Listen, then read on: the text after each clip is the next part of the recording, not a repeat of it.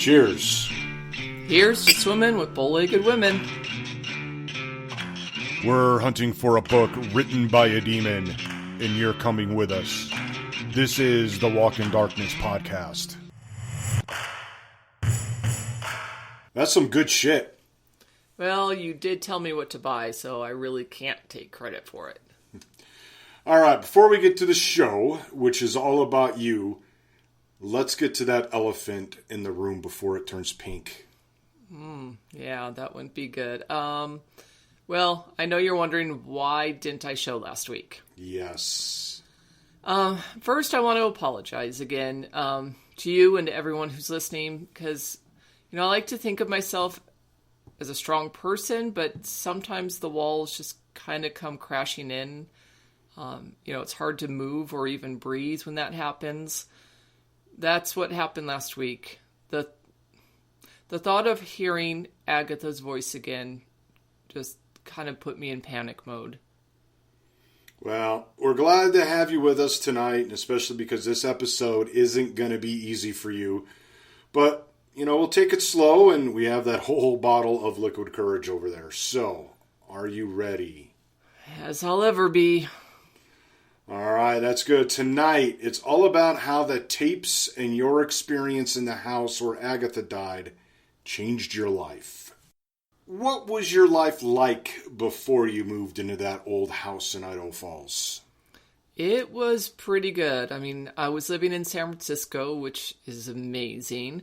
Anyone who's been there knows that. So many good restaurants and things to do. It's just hearing the voices of all the different international people that are there. I had lots of friends. We went out a ton. Me and my girlfriends, we do a lot of things you wouldn't really expect a bunch of girls to do, but we just had fun, without a care for what anyone thought about us. And Mitch, he's kind of a dick, isn't he? If we're going to talk about that asshole, I'm going to need more of this.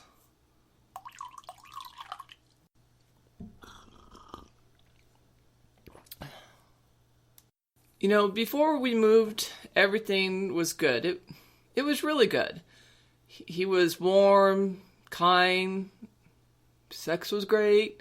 He did have to travel a little bit, but we would always talk on the phone at the end of the day, no matter what.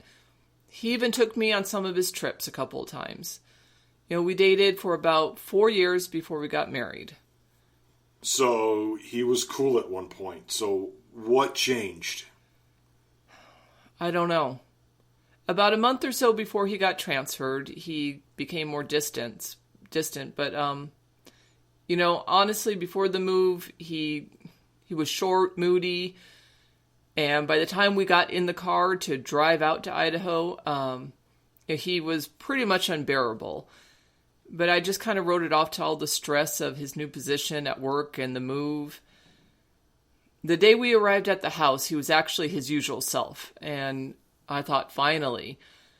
But the next day, it was like he wished I hadn't come with him. Wow. Yeah, I've never felt so alone as when I was in that house. All right, well, you mentioned the house. Let's talk about your experience while living in the house. Well, like I said, it was very isolating. I had no friends, no family. Mitch was gone pretty much the whole time. And let's face it, there isn't a whole lot to do in Idaho Falls. It's quite a culture shock coming from San Francisco to Idaho Falls. It didn't help that from the very beginning, weird shit started happening. I know the house is old and your imagination can start playing tricks with you. Hauntings, and things like that people always think about. But seriously, there was just tons of unexplained things that happened in that house. What kinds of things? Well, okay, so the first morning we woke to find the door wide open, the front door. And I know it had been locked the night before. I did it. I was living in San Francisco. You lock your doors. Well, Mitch didn't seem to think it was a big deal. But being in a strange place and having this happen, The only thing I can say is I kind of felt violated right off the bat. Mitch wouldn't let me call the police, and he just said I was being dramatic, and it was just the wind that blew it open. Then, there was, wait till you hear this one. There was one day coming home from a walk with the dogs, and the oven was on high, and all 4 burners were at full blast. This is a gas stove, so fire was just all 4 burners. Demon letting you know he was there, huh? I don't know. Looking back, that seems... No, it still sounds too crazy to me. But there was also that time where it was like every time I took a shower without warning, the water would just get scalding hot. But again, old house, I don't know. But after a second, it would go back to normal. At the time, you just write it off to the plumbing. But there is also the voices. Voices? Well, at random times, I'd hear what I guess I would say a deep, kind of gravelly male's voice saying, that's going to sound crazy, saying something that sounded like a promise made is a promise kept.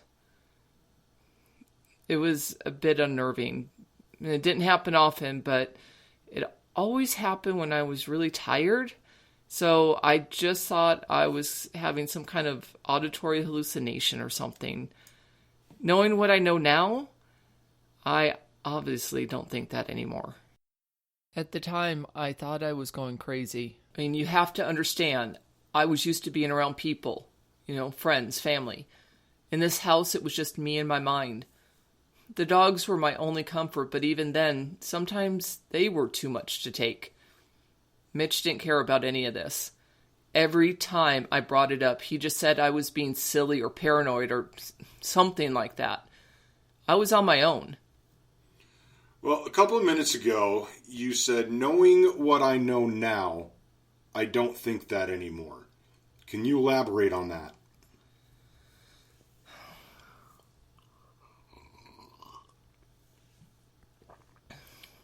This is hard to talk about. I mean, even after all this time, I still can't wrap my mind around it, mainly because it sounds so crazy. My last night in the house, I went to bed in my bed, but I woke up in the middle of the night on the couch after having a nightmare.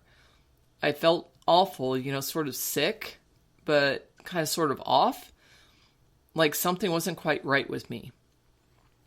A few minutes later, and I know how this sounds, but I heard a baby doll giggle. And then I saw it walking around. Man, I got up to run, but as soon as I stood, I just felt so lightheaded. I could only take a couple steps, and then I guess everything just went black. Next thing I know, I wake up in the basement under this single bare light bulb hanging above me. It was so bright and it hurt my eyes and it made me feel really disoriented. I mean, I couldn't figure how the hell I got into the basement. I mean, I knew it was the basement. A basement, But the thing had been locked since we moved into the house and I didn't have a key for it. After a bit, I found the strength to sit up. But then I found it's almost like this pool of blood under me. I don't remember climbing the stairs, but I do remember grabbing hold of the basement doorknob and pulling myself up, to a standing position. I should have called an ambulance. I know, but I had to get out of that house, so I just drove myself to the hospital. The doctors asked all sorts of questions, but when they asked me if I was pregnant, that's when it hit me. That would explain all the nausea I'd been feeling that week. They ran tests, asked more questions, but after a while they told me that I was never pregnant. They also couldn't explain what caused the bleeding, but I know I know I was pregnant. I still can feel that black hole just, it's like slicing right through me. I went back to the house and I headed straight to the basement door after I left the hospital. I left it open, but now it was closed and it was locked, just as it had been the whole time I was living there. Every part of me wanted to get the hell out of there. But, and this is something I've never shared with anyone, when I turned from the basement door, I saw him, or it, I don't know. Everything just kind of went blurry. And it was like I was half asleep and half awake. When I snapped out of it, nothing was there. But I had a strong urge, like this gnawing feeling in the pit of my stomach that I needed to finish listening to those tapes. I felt all the answers I needed would be revealed on those tapes. And did you find answers on those tapes? Yeah, but I'm not sure I believe them. Why not? Well, because, let me finish about what happened that day. So I sat down with my dogs right next to me. I hit the play button, and the room just started glowing red all around me. It was red everywhere. And memories of what happened to me came just flooding back. And I knew the truth of what had happened. The night before, after I fainted, I came to feeling like someone was carrying me. I didn't really have the strength to open my eyes, though, and I never saw who was with me. But I felt them holding my hand. Whoever they were, I felt their warmth while they caressed my palm in slow, long strokes. I have no idea how long we were like that because I just blacked out again. I woke when I felt a hard tug on my wrist. I remember trying to yell no, but the word never escaped from my lips. After that, my hand and wrist became so cold, and I just began to cry before blacking out again. After this memory came back, I stopped the tape and just looked at the palm of my hand and found these faint red marks. To this day, I still have the marks, see? Wow, yeah, you do. When I touch them, I can feel him. I think he's marked me, and I'll never be able to get away from that night or him. I was just shaking all over, after I found those red marks, but I hit the play button, and I heard that old woman promise a baby to him. A baby.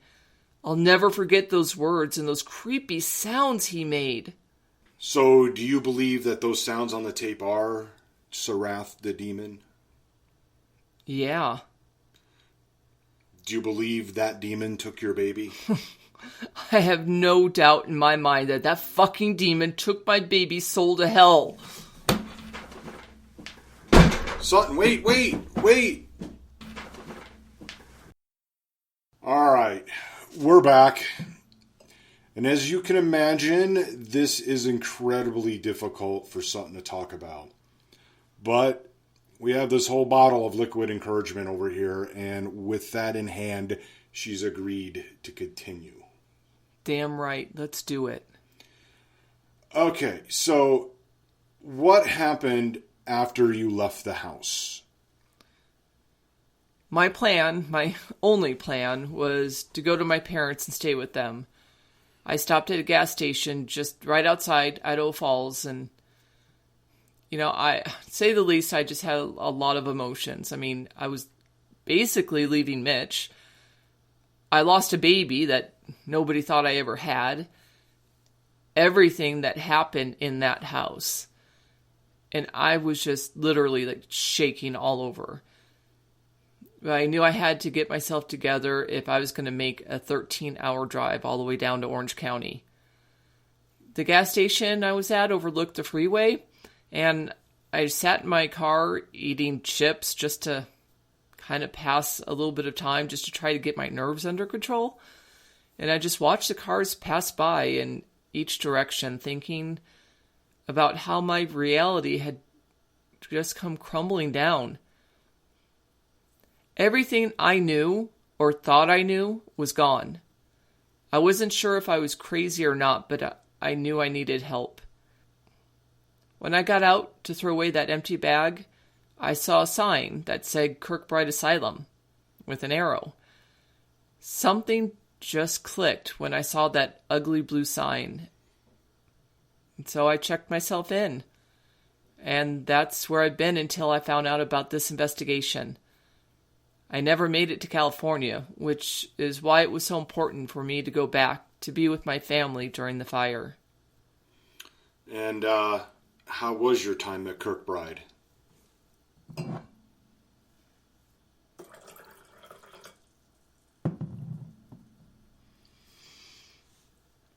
Well, it's an asylum. I definitely wouldn't recommend it for your next getaway. It's therapy, drugs, more drugs. Nobody believed my story. So even though I was surrounded by people trying to help, it was really just them trying to... I don't know. Anyway, when I heard about your investigation and that you might believe all this, I knew this is what was going to help me. I needed someone to believe me and help me see what the truth actually is, not some watered-down society-accepted version of it. One last question, and then this can all be over. Do you think this demon book exists? Yes, and I'll tell you why.